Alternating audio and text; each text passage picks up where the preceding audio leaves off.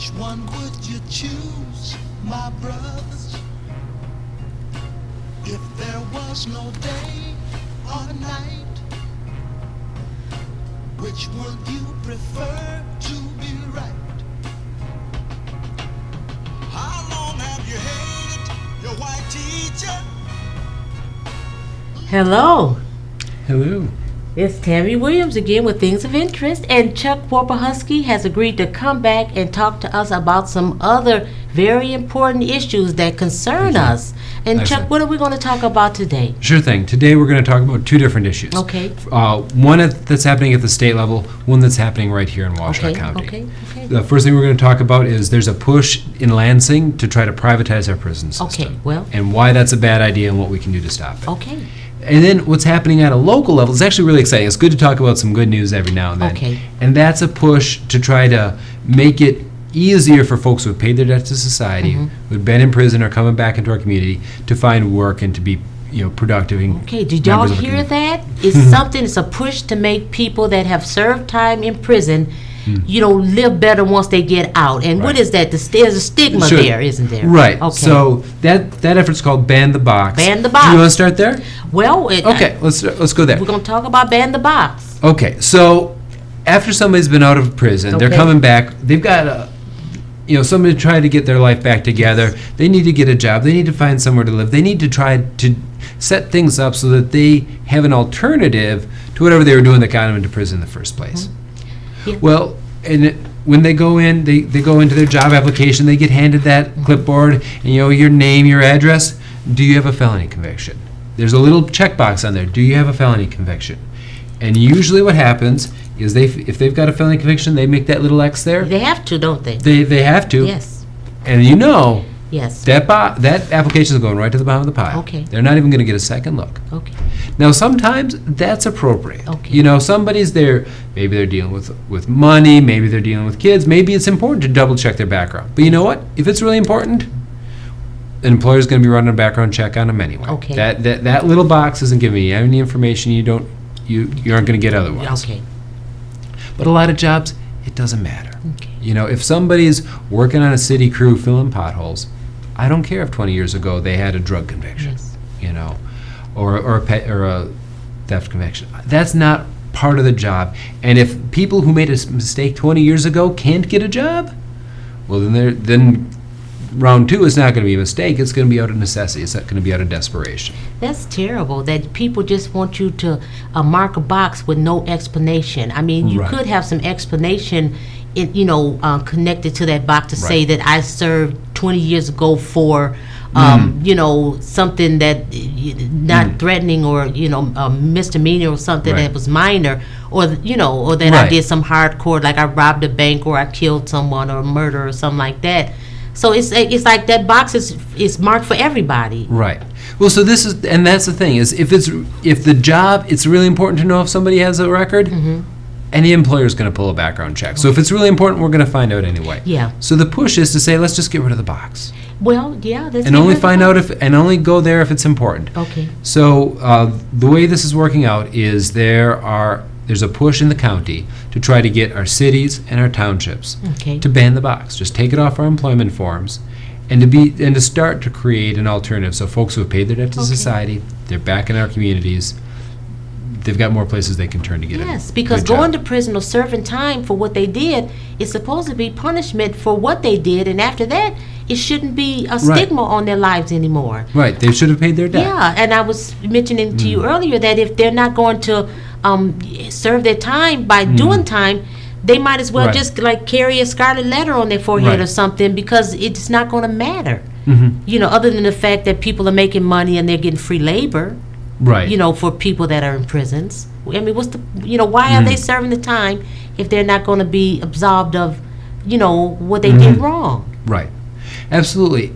So yeah, there's just that philosophical part of it of the prisons are there so that you get your punishment. You've done your punishment. You served your time, and that should be it. That's the philosophy of it. There's also just a practical nuts and bolts. If we say after you've served your time, after you've done your sentence, all doors are going to be closed to you, well, then your only option to put food on your table and a house over your head is to break down the door. Well, I mean, and then you're going to end up back in prison, and it's going to come out of our tax dollars, and it's going to be more ruined lives, more hurt people, and our budgets can't afford it anymore either. No. But even the education, I mean, if someone came out of prison and got an education and tried to start their own business or work for themselves, I mean, but still they need to make a living, up into the time. But I mean, I'm sure there's even stigmas to doing that, isn't there? There, and that's something where if they're an entrepreneur, they're starting a business on their own, they don't have to fill out that box. Actually, you say that though, I don't know if they're trying to get a loan from the bank, what they need to do. So that's a good question. I'll have to look into that one. But there's so many things that go on with this. If you have a prior, you can't be in public housing. So you're trying to find a place to live. You're right. I do know people that were not able to get apartments because they had past fractures with the law. I don't know if they had a felony, but they had done some time or dealt with the justice system, and they could not get a place to live. So where are those? What we can't afford to keep them all in prison for the rest of their lives. No, it wouldn't be fair even if we did. No. But what are we going to do? We've got these people. They're part of our community now. They're back with us. Well, what are we going to do, Chuck? After we deal with the fact that they might or might have to check the box. What are we going to do? Tammy, that's the thing is when I talk about the ban the box piece, or when we talk about the private prisons before, when we talked last time about restorative justice, these are all little pieces. It's like we have a mass incarceration system, and it's built like a house is built. There's a foundation, there's all these different laws and structures that create this mass incarceration system. Some of them are formal systems like the mandatory minimums. Some of them are informal systems like just looking at the bias in traffic pullovers, traffic stops. And to create a system that says we are a community that when there's a problem, we try to set it right and keep it right going on, rather than when there's something that goes wrong, we're just going to keep punishing and hurting and trying to grind somebody down. It's going to take a whole 180-degree shift to turn that around. And each of these parts is just that little shift of the dial. But you're right, it's not just the ban the box. It's housing. There was a case not too long ago in Ann Arbor.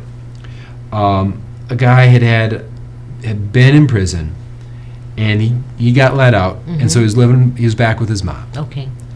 Well, his mom lived just a little ways away from his school. Okay. And there's a rule also that I forget what his infraction was. It might have been one of these guys, with this sex offender registry. They're told you can't be so far within a school, even if the offense was you turned 18 before your girlfriend did. But anyway, what happened is he was living with his folks, and he was told, okay, no, you're too close to school, you got to move out. Wow. So there's a lot of these policies that make it impossible, almost impossible, for folks to put their life back together. And his parole officer should have known where he was going when he got out of prison to his mama's and where his mama lived. You would think that's what they investigate when you see the show on TV. They go through all that, but it's probably not as accurate as some real life situation. Yeah, and I don't know. I only saw the headlines on this case. I understand. But it's one of these things where it just shows how many barriers folks come. Right, because you want to deal with that before you start your life. What I mean, and your mother might have to move. I mean, that could be messy. I'm sorry to hear that. I'm sorry to hear that. But you all have heard it here. This is the first time I had heard it. Maybe I'm sure there's many of you out there that have heard about ban the box, but I hadn't heard about it. Chuck, thank you for sharing it with me and the audience. But where are we at in banning that? How far are we? Excellent question. So a lot of the push right now is at the municipal level, the local governments. This is something that any local government can do. Okay. The county's done some work on it, and now there's a push. Can we get the city of Ann Arbor, the city of Ypsi, some of the townships to do this? Okay. So one thing you can do right now is you can get in touch with your elected officials. All right. If you're in the Ann Arbor's 5th Ward, give me a ring. But wherever you are, get in touch with your mayor, get in touch with your township supervisors, and tell them, hey, let's ban this box. Let's help get people. Let's ban the box. Give people an opportunity. Okay, will it be on the voting forms? This is just something that the city council or the township board of supervisors would vote on. But here's the thing, when we talk about this, people say, "Oh, we're going to be putting criminals in places where it's going to be dangerous." Okay. That's not true. Okay. If there's a real reason we need to know somebody's legal history, we're still going to pull their records. Yes, because there's a thorough investigation, especially with big companies but that's what's going to be my next question is, would business people have a say-so? Or I know small businesses, does everybody have to have the box? No, everybody sets their own policies. Okay. So that's the other thing that you can do. If you are involved in a business, if you've got a small business, if you're just talking about how your church hires people, whatever that is, you've got the opportunity to say, are there things that we can push for here to help become a community that helps reintegrate and restore people into our... Now, is there any recourse? I mean, can the person that had to mark the box, can they file anything to get the employer to pay attention to their form, or talk to them? Or that's one of the things. That's the protection of it, isn't it? Right. Okay. Discrimination against people with criminal backgrounds is a legal form of discrimination in this country. Okay. So when I talk about ban the box and the city looking at banning the box, I'm not saying that I'm going to ban, whatever restaurant, the 7-Eleven from having that on their application. We can't do that. They're a private business. That's their choice. Okay. Well, what is our choice is to say what's going to be on our job applications. Okay. And by our, you mean who? By the city. Okay. But it's also, again, I got you. I work at my day job. I work at Interfaith so Council. So government and city, you're trying to get them okay. But it's like employees like the University of Michigan or some of the bigger, it's still up to their discretion. It's up to their discretion. Okay, I understand. Now, my day job, I work with the Interfaith Council for Peace and Justice. We're going through a hiring process right now. We don't ask the question. Okay. That's not a box we ask about. Do you investigate on your own without... I mean, do you go further than just the box? Because I'm assuming that when people mark the box, people don't even try any harder to see if they're qualified for the job. Right. So you all at least go a little further, and maybe you'll find out that they had a felony or they've been to prison. Right, and there have been cases. One of our former employees, who's a fantastic employee, is now teaching over at U of M Dearborn, had been in prison. He'd been in the Black Panthers, and there had been some tussle with the law. Yeah. And coming out of prison, we took a chance on him. Okay. And it was wonderful. He was a fantastic employee, and he's gone on to do great things. That's nice. That's good to hear. That's really good to hear. Well, Chuck, I have really, really enjoyed hearing about Ban the Box, and I know that you also wanted to talk about the private prisons. What's happening with the private prisons, Chuck? So here in Michigan, most of our prisons are state-run prisons. Okay. But there's a push nationwide, and it's pushing hard here in Michigan to say, let's turn these state-run institutions over to the big corporations and let them run it. Yes. Now, there's a lot of problems. There's a lot of problems with it. The biggest problem is it's just the follow the money problem. If somebody's making a profit, if shareholders know that their income, their investment income depends on getting more people locked up, they're going to push for stronger sentencing laws, harsher sentencing laws to get more people mandatory sentences. For you can't even go no lower for a particular crime if you have a mandatory. Right. And there's efforts in Michigan to try to reform those mandatory minimums. You can be sure that if somebody's getting their paycheck off those mandatory minimums, they're going to say move them up, not move them down. Yeah. The other thing that we see with private prisons, we see this nationally, is cutting corners. Okay. Now, I'm not going to tell you that our state-run prisons are doing a great job. Okay. Often they're not. Yeah. Bad food, bad environment. Right. But then think how much worse it's going to be with a private business saying every penny we spend less on an inmate is a penny more we get to make in profit. Yes. It's even the bad food, the bad medical care, times 10. Yes. And the third problem with private prisons is this. Private prisons, it's kind of like a lot of the private schools. They don't want to just let anybody in. They don't want to deal with the hardcore cases. They don't want to deal with the troublemakers. They don't want to deal with the folks with medical cases. They don't want to deal with the folks with serious mental illness. And they're all in there. So they end up getting the easy cases, getting paid the average rate, and they making the public prisons, even harder to manage, even more expensive, even more dangerous, disruptive places. So they're picking and choosing. Their prisoners. They're cherry picking there. So it's a bad deal all around. The state actually, for a while, we'd had a private prison out on the western side of the state, run by. There's two big private companies. One of them is Geo Group, and they ran the state, and it was a mess. We closed it down. We said, this isn't working. Well, now the folks in Lansing are saying, well, okay, fine, they messed it up once, but let's give it another chance. Yeah. And when I just look at the incentive system, they get the more money they lock up, the more people get locked up, the more they cut corners, the more profit they make. I don't want people lobbying Congress for harsher sentencing laws. No. Just so that they can make an extra dime. It's scary. It's scary. That is scary to me, because I'm hearing about all these groups of businessmen that are buying these big facilities in the area, and I'm wondering, are they trying to build another prison, or trying to secure an income for their future, on the backs of poor people or people that need to grow up and need another chance. Right. A second chance, and it's scary. That's just that frightens me. And one of the things that I didn't realize until recently is how we haven't talked about the immigration debate yet. Okay. But our immigration policy has become more and more a militarized law enforcement operation, rather than just saying this. An immigration violation is a civil infraction, yes. right? It's not a felony or a misdemeanor, but we're approaching it as if it were a felony. And so we've built these huge detention centers, especially on the southern border. Because anybody that has children in this country, they're citizens. Yeah. Well, the children are citizens. Yeah, but locking people up, right? And because they can vote. Even if they, what right. I mean. So, these private prisons, these private detention centers, they're being privatized and they're being run by the prison companies. So they've, again, it's back to those incentives. Follow the money.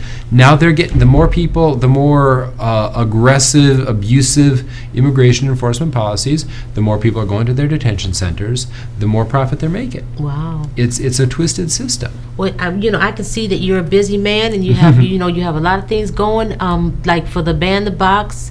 Call your representatives and tell them that you want the government to not have the box. You can't do anything about private businesses. But what can people do? Because the private prisons have, I'm hearing so many different, I have you on the show, but, I've had other people on the show, and you try to read, anything can change. And so what exactly can a citizen do? Well, a couple of things. Now, first of all, again, the Ban the Box, we're mostly targeting local government there. Okay. So that's something that's close, it's in our communities. And I'm hopeful that we're going to see more and more local governments taking that step. The prison privatization piece, I'm going to tell you, this is going to be a long-term struggle, because what's happening in Lansing right now, it's not pretty. No. A lot of our local reps are pretty good on this issue. Dave Rutledge, Jeff Irwin, Adam Zemke, they understand the danger of this prison privatization. But a lot of the other folks, they just see it as more profit for corporations, and they're happy with that. Yeah, I was talking to you earlier about the Constitution. In the Constitution, it does state that there will be no slavery or servitude, but if you have broken the law, then slavery is lawful for you. I'm paraphrasing it, but because. So, people, we need to know our Constitution. I do, try to know my Constitution, and somebody challenged me about the Constitution, and I realized, that's a shame. I should know more about my Constitution. People, you should read your Constitution. They have them in a little, you can get them, really inexpensively. And that, even though you think that people are being unfair, they are. But legally, they have a leg to stand on, and they don't have to tell you. If you don't know, why should they tell you? Right. You need to, make sure that you vote and stay up on your voting right to know who that you're electing, because this stuff is real serious. And if I could, you asked what to do about this, because it's such a mess in Lansing right now, and it's going to take a big culture change to shift that. One of the things that I really, again, my day job, I work at Interfaith Council for Peace and Justice, and I think religious communities are an important role in this. And just from my own tradition, when Jesus began his ministry, he went into the synagogue and he read from the scroll of Isaiah, and he said, the Spirit of the Lord is upon me, because he has anointed me to proclaim the year of the Lord's favor. And one of the things he talked about, what is the year of the Lord's favor? It includes freedom for the prisoners, release from bondage for the prisoners. So within the Christian tradition, and Jesus is quoting from the scroll of Isaiah, so within the Jewish tradition, this concern about people who are imprisoned, it's a concern that's part of our faith. I agree. And just to, I hope I'm not getting out of line with this, but why was it that Jesus started his ministry talking about release of the prisoners? Well, you've got to remember that Jesus, when he was in his active ministry, he was living in the land of Israel was under Roman imperial occupation. Right, there was this external force that was occupying the land, and it was putting people into forced labor and into bondage for economic and political ends. Right, so people were seeing their Jewish brothers and sisters, especially the Jewish brothers, getting forced into labor, forced into servitude, forced into bondage, not because they had done anything wrong, but because it furthered the ends of the Roman imperial occupation. Economics. And so when I look at people getting, the laws changing to keep people in bondage, as you say, forced labor, for the benefit of these private prison companies, there's some parallels. Absolutely. And so I think this call that people of faith have to love their neighbor, to be their brother and sister's keeper, and to look at how these systems of bondage in Jesus' day served some political and economic motives, and how they serve political and economic ends today, that's an opening. I agree with you. I know I do. I know ambition, creativity. Man just can't sit still. He can't be restless and just enjoy the gifts that God gave us. They always trying to do more, build more, be God-like, and really they're going in circles to me. I mean, to me it's just kind of an ongoing kind of a circle, and so they use labor to just fulfill their inspirations and aspirations, and some of it's been good, but it hasn't been fair. I mean, and I think it's just overkill. Like right now, we have so much that we just throwing stuff away. America's full of just things that you refurbished. I mean, you can own something a year and something new comes out, and so you're always looking for more money, and you're looking for more cheap labor, and we don't need our. I always look at how the Indians lived, and sometimes even in all our hurry, you have to just slow down. Absolutely. And just sit and look at the things that God has given us. That the hustle and bustle, we're going to just fall down dead. I mean, you know what I mean? People just in such a hurry, and it's getting ridiculous. It is. And instead of just relaxing, saying, I don't need an extra app, or I don't need, internet, it's good to be able to connect with the world. But we're changing windows every year. Right. Or come on. It's nobody has time to catch up. Talk to their neighbor. See if your neighbors. You sit out in the yard and enjoy the summertime. I mean, we buy all this stuff for the summer, but by the time we get to the summer, it's winter. Right. So and so that's why I'm thinking we don't need all, that we're doing. And the richest men in the world, they have enough to help poverty, really to help poverty. Well, the thing you're talking about this throwaway society, right? We've got our phone for 2 years, we got to throw it out because it's out of date. We've got our car leased for 3 years, we throw it out, trade it up for the new version.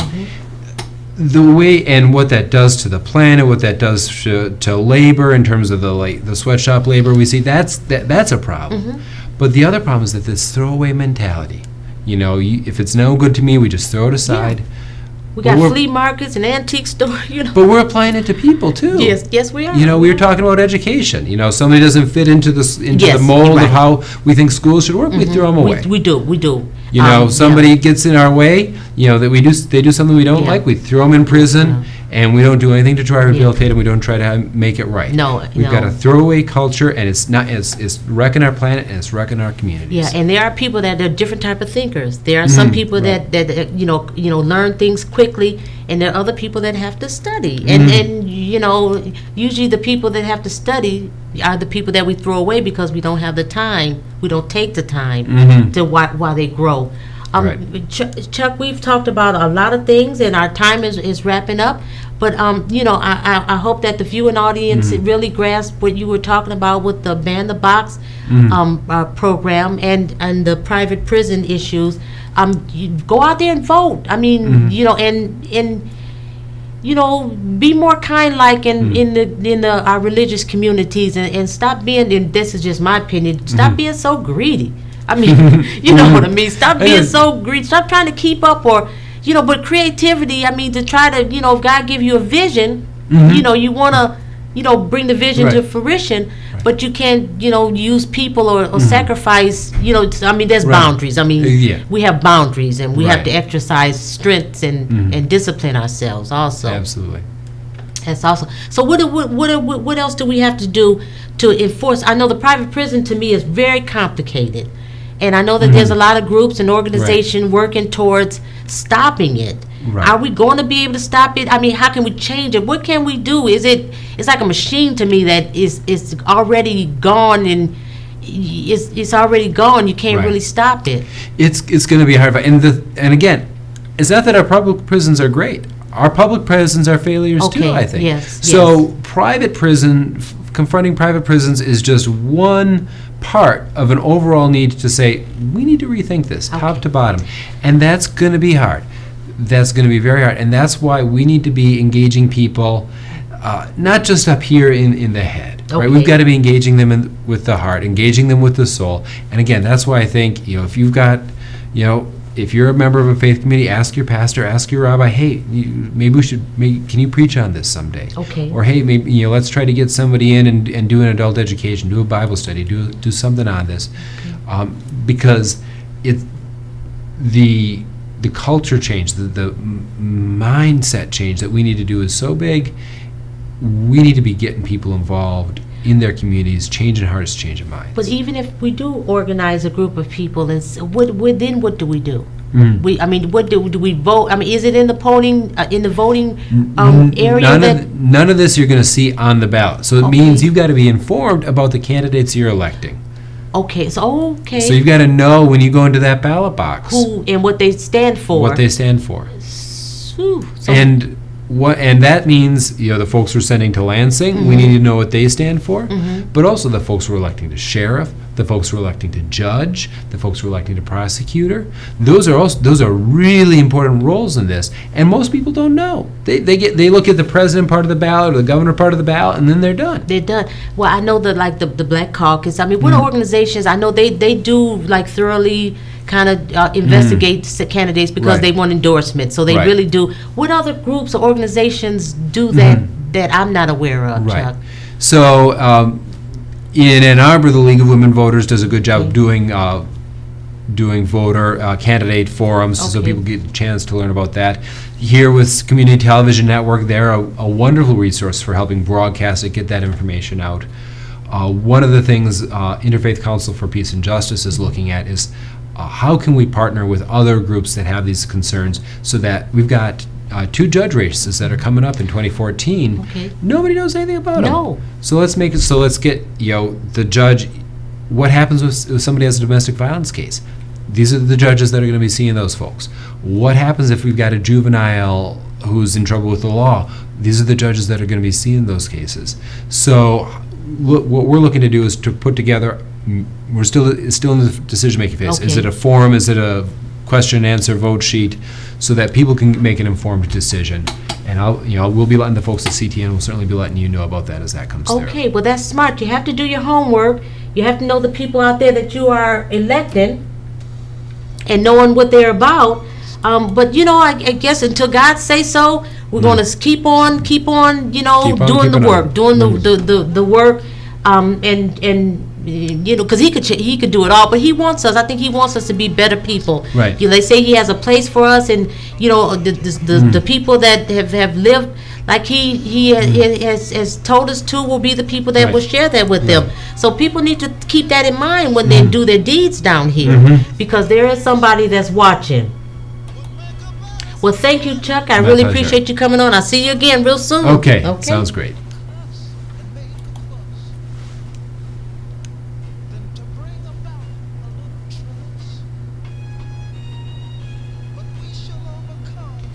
All right, we're done.